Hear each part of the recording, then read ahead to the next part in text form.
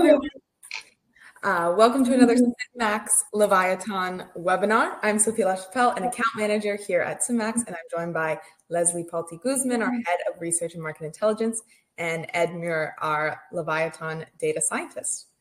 Today we'll be highlighting Leviaton, our predictive LNG platform, and how the platform can be used to explore trade route disruptions and changes caused by the evolving conflict in the Middle East.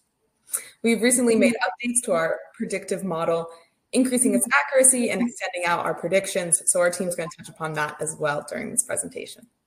As always, we'll have a Q&A section at the end. So feel free to submit questions into the chat and we'll get to it at the end.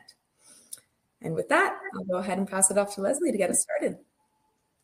Good morning, everybody. We're delighted that you could join us this morning for a discussion on our enhanced prediction model. And you'll be able to see and understand what it means. We are trying to help you forecast trade flows further into the future. We are also going to discuss how we anticipate changes in trade flow. And it will be very interesting for you to see what we believe is happening right now in the market regarding Atlantic LNG cargoes heading to Asia or Europe. We'll delve also into geopolitical risk right now happening in the Middle East and how it could impact supply and demand. And we will close the discussion around additional risk that we see on the shipping side or supply side because of geopolitics. Quickly, for those of you who are joining us and are not familiar with SynMax, so we're an innovative geospatial satellite data analytics, and we're dedicated to deliver actionable intelligence and transparency, especially in sectors that were traditionally opaque. Leviaton is our predictive maritime platform that really sets SynMax apart, and we are aiming to disrupt the status quo on seaborne commodity flows. So we're leveraging different sources, AIS, dynamic AIS, machine learning, artificial intelligence, market intelligence. And I'll let Ed, my colleague, continue explaining you what our new predictive model is all about. Ed. Brilliant. Thank you for that, Leslie. Let's change the slide. So yeah, we've made some huge improvements to our Leviaton predictive models, both on the forecasting side and the destination prediction side. So one of these big improvements we've made is we're calling the L2 forecasts. So previously, we would only be able to predict the next destination of any given vessel.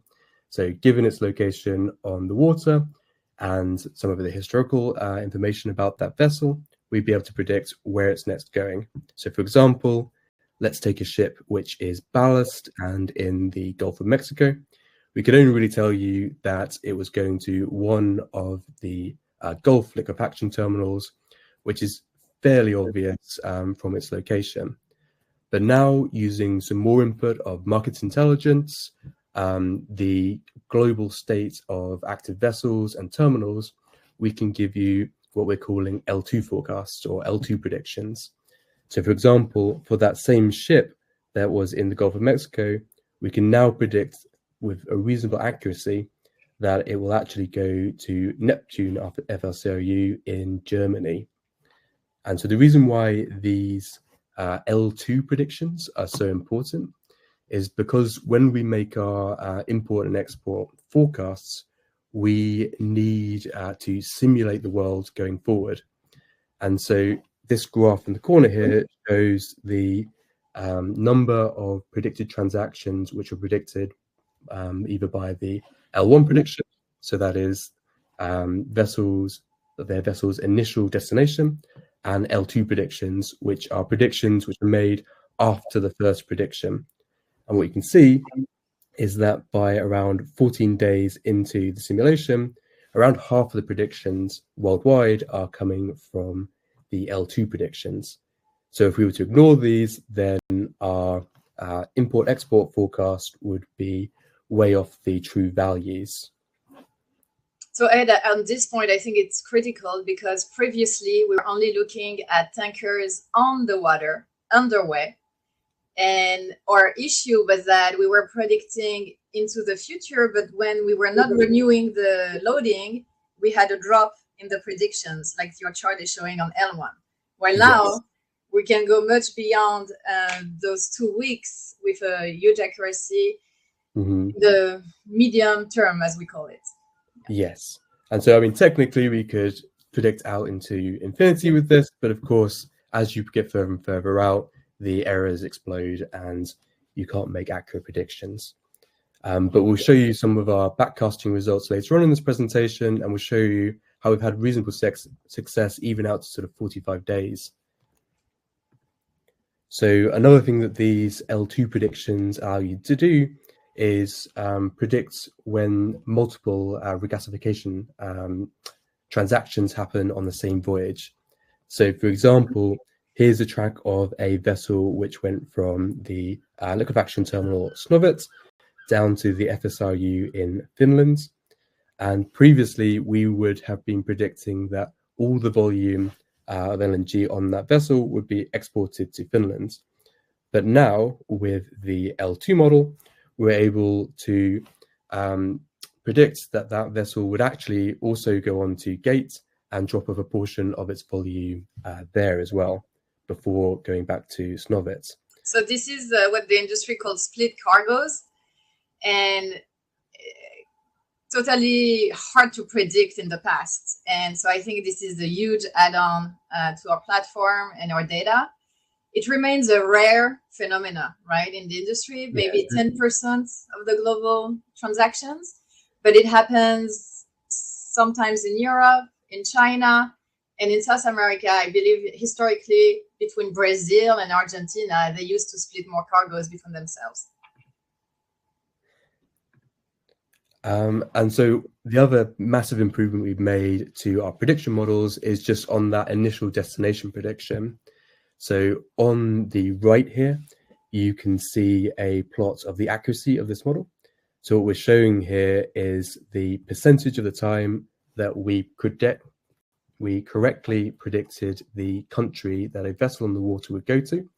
And we split that out by the number of days until that vessel would reach the terminal that it was actually going to go to.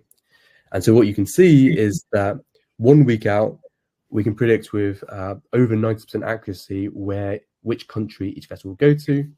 By about 2 weeks out, it's still above 80%. And then out to a month, it's still above 60% accuracy. And we're doing this by combining multiple different sources of information, such as the AS data, the current terminal utilization, and what is very important at the moment, passage blockages. So for example, we can include the fact that the Bab el Mandeb Strait is closed and have that affect our destination projections. So Ed, I think this last point is a key differentiator because we know that some competitors are relying sometimes on seaload data sources and are spitting out different kind of predictions depending, like sometimes the AIS predictions solely from the captain, some market signals, but we're combining everything, all sources, and we're spitting out one single predictions to enable actually the user to have a much better understanding of the market. So we're layering multiple data seamlessly. And as we'll show you a little later, we've got an API and an email service you can subscribe to where we can give you these destinations for any given region in the world. So now I want to move on to some of our backcasting results. So what I'm showing on the right here is the Northern European imports over the last year.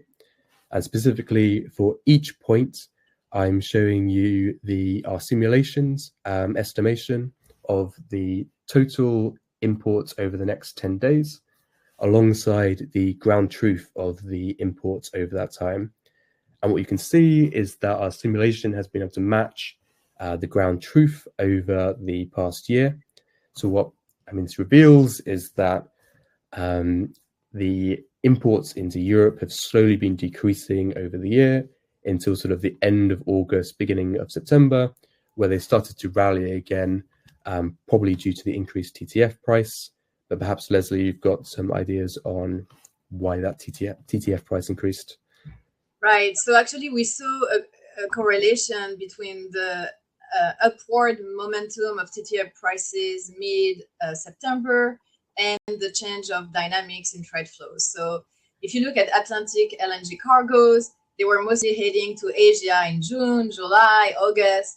But starting mid-September, we saw a change of dynamics in the market with more tankers heading to Europe and basically reacting fast to the surge in TTF prices, driven by some elements of geopolitics, some fear about what will happen to the transit with Ukraine for Russian gas, some volatility around the stability of the Middle East, and so on. And so we saw this surge in TTF prices that has attracted more tankers into Europe.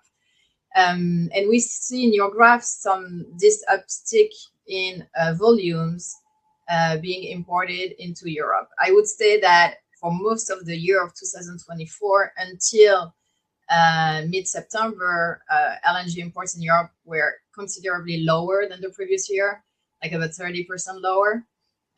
So that's something to keep in mind.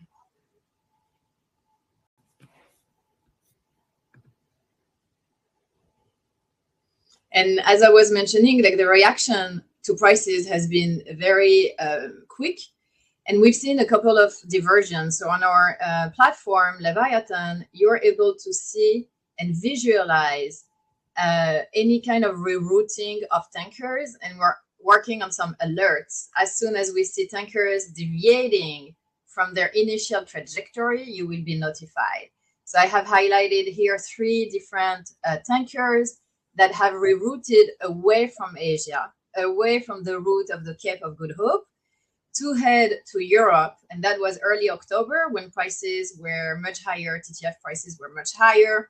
We will continue to see this kind of dynamic because price spread right now between JKM and TTF are less than 50 cents, 60 cents per dollar per million BTU. And we see that Asian demand remains muted, which means that Asian importers are not really going to compete yet with Europe to attract cargoes. And so here is a second example of our backtesting, this time for the US exports. Again, this is showing the exports over the next 10 days, both for our simulation and for the ground truth. But now what we can do with our L2 simulations is we can actually try and forecast the exports out even further. So here I'm showing still each week how much we expect the US to export in LNG over the next 45 days. And we can also see that our simulations have matched reality reasonably well. I mean, the overall trend is a general sort of plateau in the amount of LNG being exported by the US. And we sort of expect that to continue into October and perhaps November. Yeah. As we head into winter, we foresee high utilization rates of US LNG exports. We're past the worst of the hurricane season, and notwithstanding any major outages and we don't see any much maintenance. So we see around closer to 100% utilization rate for aggregated US LNG exports. So all the information that we just showed you, as well as the information on the current state of the vessels and terminals, is accessible through 3 different mediums. First of all, we have a dashboard on our website, leviaton.com. We also have an API and an email service. So now I'll just share my screen. So I'll share with you the dashboard. So if you can see my screen now, this is the Leviaton L2 simulation dashboard. And essentially what you can do here is select any set of exporters and any set of importers, select time range, and then click go, and they can simulate how much LNG will be exported by each of those exporters to each of those importers. So here, if I look at EUU, we can see that around 44% or 5.5 million tons of LNG is expected to be imported from the US into Europe over the next 21 days. Around 14.8% should come from Russia, and around 13% should come from Qatar. And again, you can select any set of importers or exporters for this.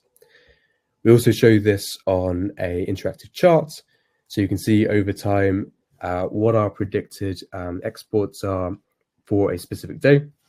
What you'll notice is that for the simulations, these are generally more smoothed out because we're taking the results of many different simulations and taking the mean of those. You can also see the import volumes into Europe here. So that really helps us to understand like any change of market dynamics and flows, how much US LNG is going to Europe versus Asia. And for example, for October, so right now we're on October 23rd, but we anticipate with our Leviaton data that about, for the whole month of October, about 50% of US LNG has been dedicated to Europe versus roughly 42% to Asia.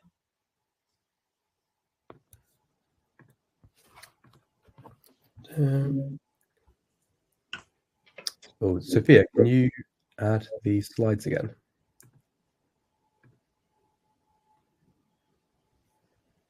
Yeah. There you go. Thank you. So we also have an API. And so here you can access information, not just the predictions for each of the destinations for the vessels, also our import-export volumes for any given region in the world. But we can also give you all the historical information we have about each terminal's utilization, each vessel's transaction history, and various other bits of information. We also have an email service. And so with this, we can set up an Excel export to you, which can either give you the import-export volumes, or we can set it up so that we can give you the predictions for the destinations of each vessel on the water. So for example, if you're interested in Northern Europe, we can send you a daily Excel sheet, which will give you the probabilities of any vessel on the water arriving in a Northern European terminal. Yeah, highly customizable routes. Yeah, so basically we can pick any area of interest, any routes from any exporter to any importer. We have some users, they are using 8 different routes, and it lands in their mailbox 7 a.m. every morning. Very handy. Yes. And actually, with that, I'm going to hand back over to Leslie to tell you about how she's using the Leviaton platform to analyze the ongoing situation in the Middle East. So the whole market, not just the commodity market, but the governments, different kind of industry are very agitated with the situation in the Middle East. For us specifically, we're watching closely the risk of any conflagration and how that could disrupt supply or shipping routes. And so right now the situation is that we are in a tit-for-tat cycle. Israel is expected to retaliate against Iran at a time of their choosing, following the latest barrage of Iranian ballistic missiles.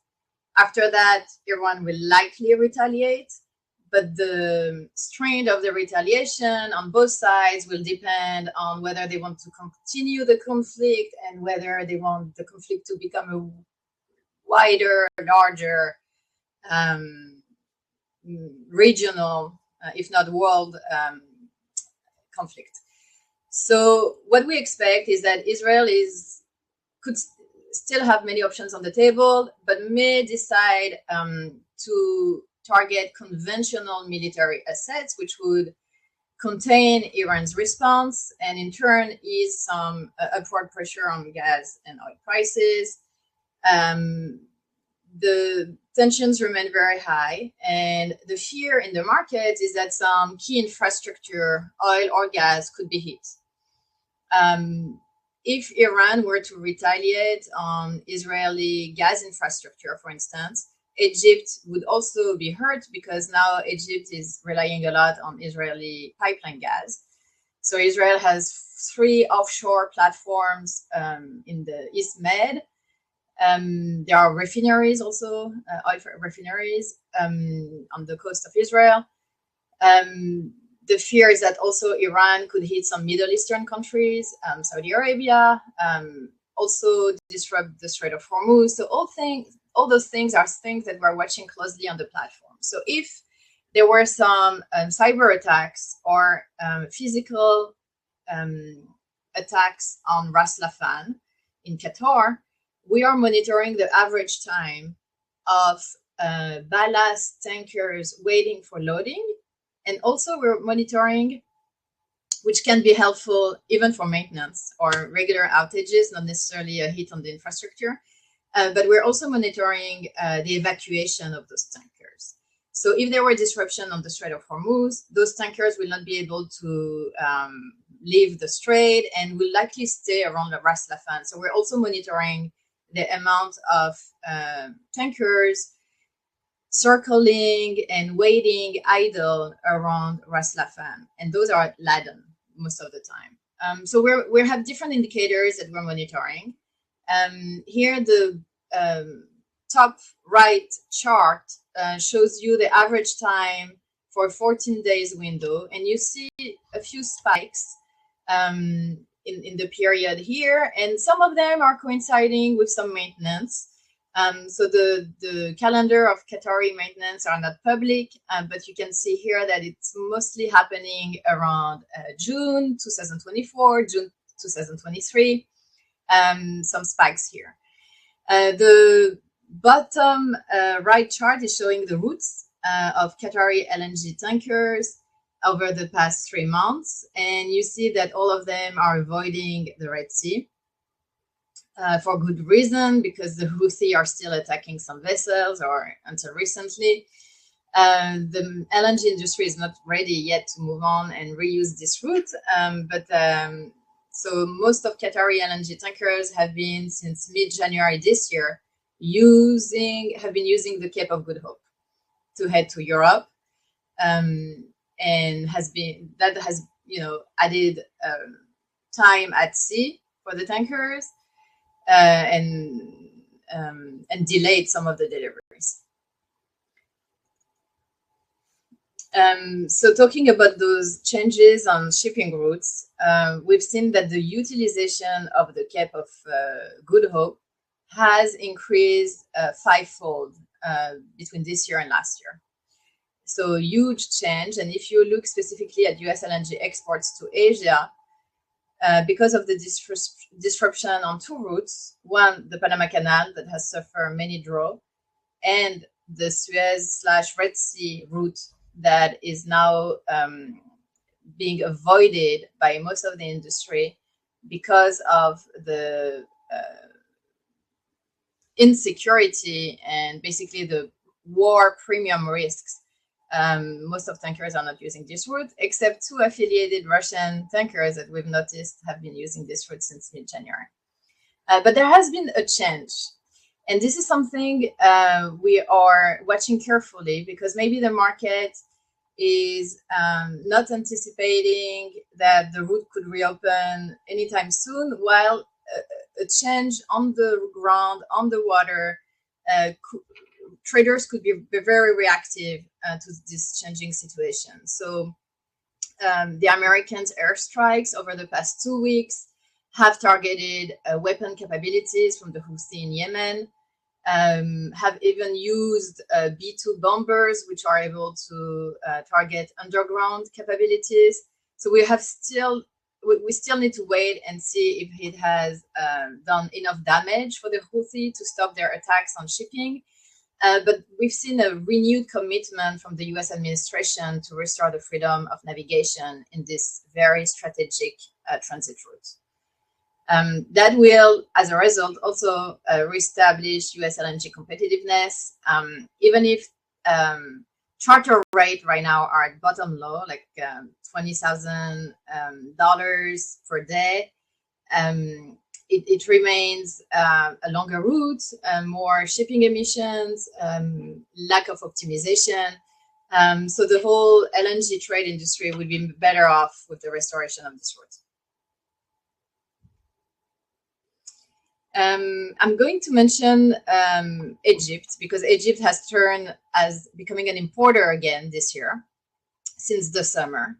And Egypt has been even taken away some cargoes that were dedicated to Europe. So it's attracting more cargoes via tenders. However, as you can see on the map on the top right, bottom right, sorry, any security concerns in the region and would mean that there could be delay of deliveries for Egypt, or for a couple of days if there are any retaliations that we think could hurt some of the tankers transiting in this area. So September 28th is the time we took the screenshot here. There was no tanker at all to be seen in the East Med. So that could be repeated in the coming days, depending on the tit-for-tat cycle that I was discussing earlier.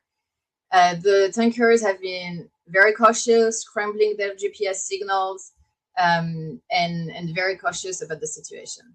So that's something to keep in mind. We are able to predict with L2 tankers heading to Egypt as far as when they are just out of their Gulf Coast loading facility. So on the top right, you can see that there is one tanker that we anticipate will head to Egypt. So there are 3 right now on their way that we're monitoring. So very good amount of certainty on what is heading to Egypt in the coming weeks, notwithstanding any major huge security issues. And on the bottom left, you see the amount of Egyptian/Jordanian LNG imports, because Egypt is able to use also Jordanian FSRU to regas the gas and send it by pipeline. So we're very watchful of the situation, and we have good indicators to see any change of dynamics regarding those flows. So thank you for listening, and I'm turning back to Sophia. Hi, everyone. So we can go ahead and get started with the Q&A session. So you should see the functionality to be able to submit a question. We have a couple here already. First one, how do you track the timely startup of new LNG terminals, like Plaquemines or CC3? So that's where the market intelligence is helpful, being able to detect the timing of the startups. We have also sisters products at SynMax, including Hyperion, that are looking at pipeline, feed gas.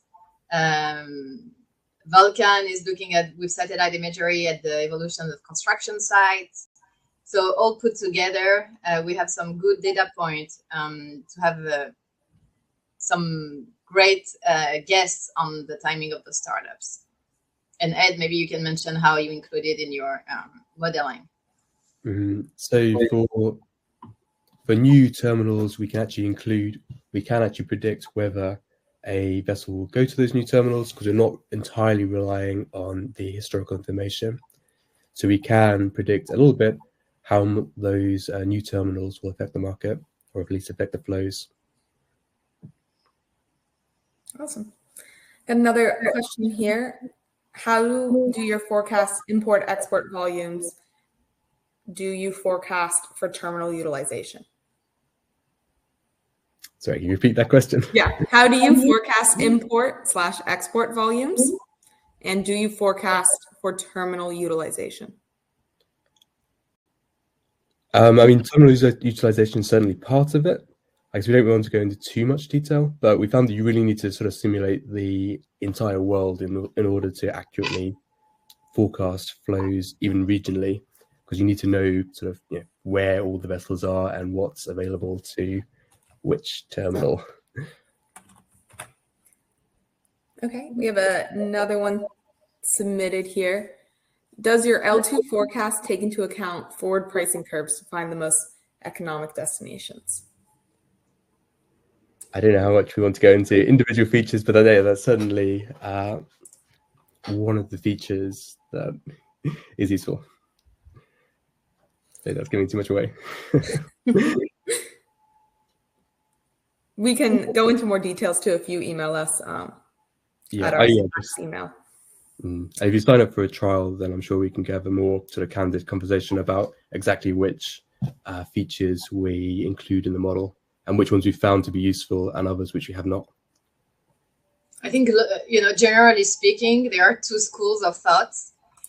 Some of the users we're discussing really want prices to be a big part of it, and some others prefer not. And so we're trying to combine both views, and we can go more into detail. What are your expectations for TTF prices in the near future? So my view is that TTF prices will continue their stabilize or go a little bit higher, given we're entering into the winter season. Europe might expect and is expecting a colder winter because of El Nino this year, and which means that the heating season is starting sooner, could be larger than the two previous winters we had experienced in Europe. This is also coinciding with risks around the transit of Russian pipeline gas via the Ukraine transit. So there are still 15 BCM a year of Russian gas transiting to Europe, mostly to Central European countries. But if these countries were not able to rely on those volumes during the winter, that will tighten a little bit the European market. And TTF has been really more volatile those past few weeks, also on with some geopolitical premium. So I think that it's not out of question that TTF could reach $15 per million BTU, like the range $15 to $20 per million BTU if there was a big conflagration in the Middle East, or if early 2025 we were going to see some hiccups around the Ukrainian gas transit. Another question that just came in: how do you model at anchorage storage at majority energy ports? Do you observe or model ullage as well? I'm not sure if ullage was a typo, but yeah, certainly we have to look at how busy a certain terminal is to determine whether another vessel will go there. So yeah, each terminal has only a certain number of berths, so you can kind of work out if another vessel might have to go on to a different terminal. Okay, awesome. Last question we have here: does the increased length of shipping routes affect the reactiveness of spot cargoes? Say it again, Sophia. Does the increased length of shipping routes, so I assume going around the Cape of Good Hope rather than the Suez Canal, affect the reactiveness of spot cargoes? Well, I suppose we've seen quite a few examples of vessels diverting their course, even when they're almost to the Cape of Good Hope. So I suppose it doesn't decrease it that much, given that they're willing to divert quite late in the route. Okay, perfect. Well, that is all the questions that we have submitted. If anyone has any more questions, obviously we have our email right there, so you can reach out to us. We'd be happy to answer them, happy to show you the platform and anything like that. Thank you all for joining us. Thank you. Bye-bye.